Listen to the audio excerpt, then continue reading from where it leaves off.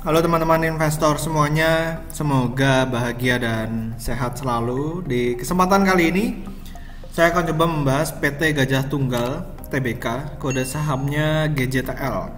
Kira-kira seperti apa perusahaannya? Akan coba saya bahas setelah yang satu ini.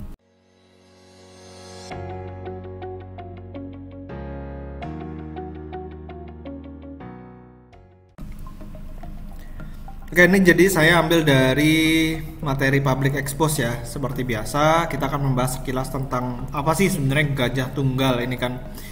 Ini adalah brand-brand dari si Gajah Tunggal. Ada GT Radial, ada GT, ada Zeneos, ada Gajah Tunggal.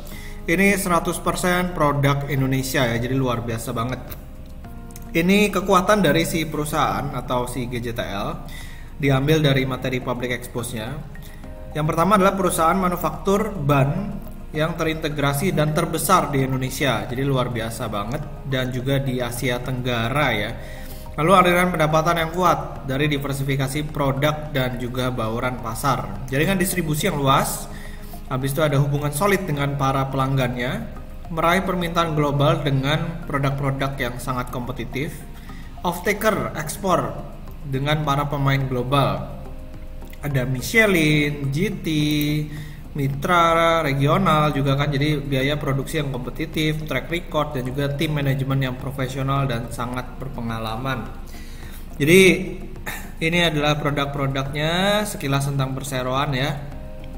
Bisnis modelnya paling banyak itu dari ban radial ya, ban radial mobil penumpang, lalu juga ada ban bias dan juga ban sepeda motor. Jadi 3 segmen ini adalah yang paling banyak. Untuk ban radial truk dan bus itu cuma 9%.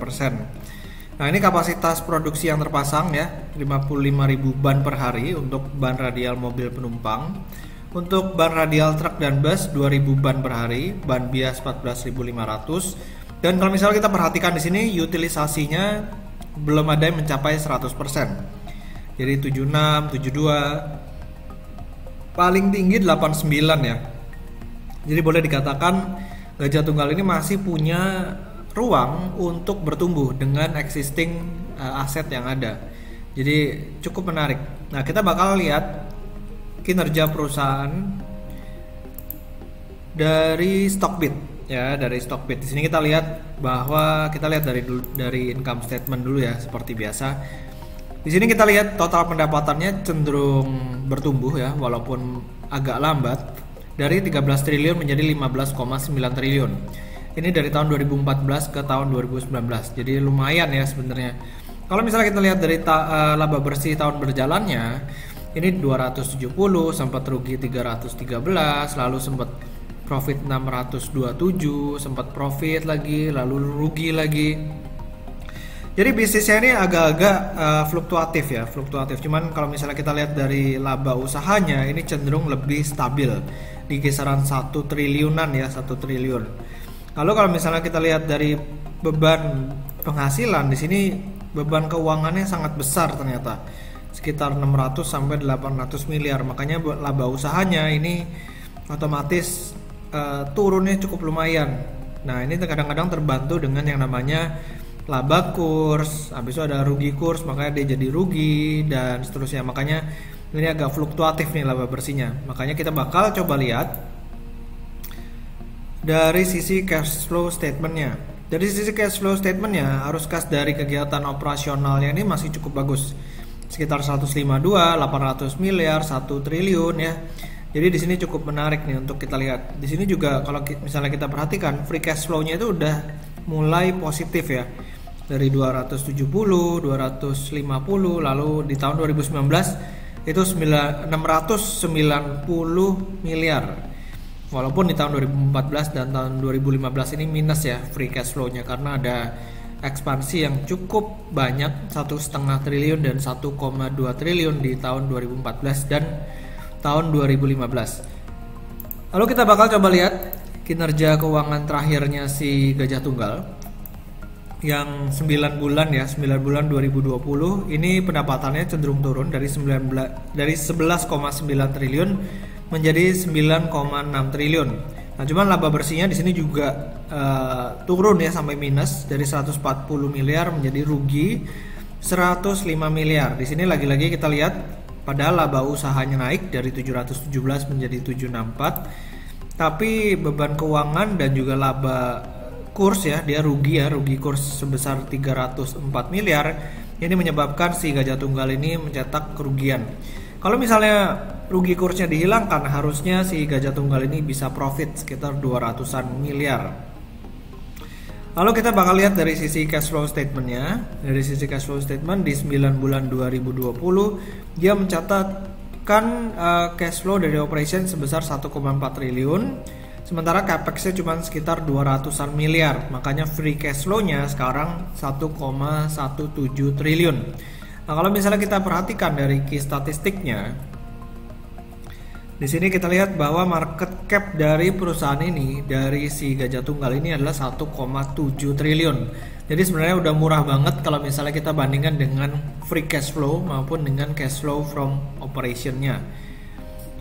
Lalu untuk dari sisi current ratio masih oke ya, di kisaran 1,58. Lalu DER-nya juga masih oke karena masih di 1, dan long term debt-nya ini juga 0,76. Dia di bawah 1 kali, jadi masih cukup bagus. Untuk valuasinya menggunakan PE ratio ini sangat tinggi karena labanya kecil banget di tahun 2020.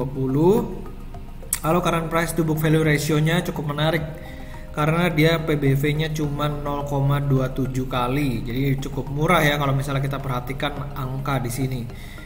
Nah, kita bakal coba lihat comparison antara Gajah Tunggal, Masa dan juga GDYR. Ini saingannya di satu industri. Kita bakal lihat dari solvency rasionya. Di sini kita perhatikan bahwa current rasionya si Gajah Tunggal itu paling bagus di antara Masa dan juga GDYR. Sementara DER-nya memang paling jelek ya GJTL, cuman masih oke, masih bisa ditoleransi angkanya. Nah, di sini kita bakal coba lihat dari marginnya. Marginnya paling bagus juga Gajah Tunggal, net profit margin juga paling bagus walaupun memang kecil banget. Nah, kalau misalnya ada perbaikan dari kinerja si Gajah Tunggal, ini cepet banget dia bakal naiknya ya net profitnya.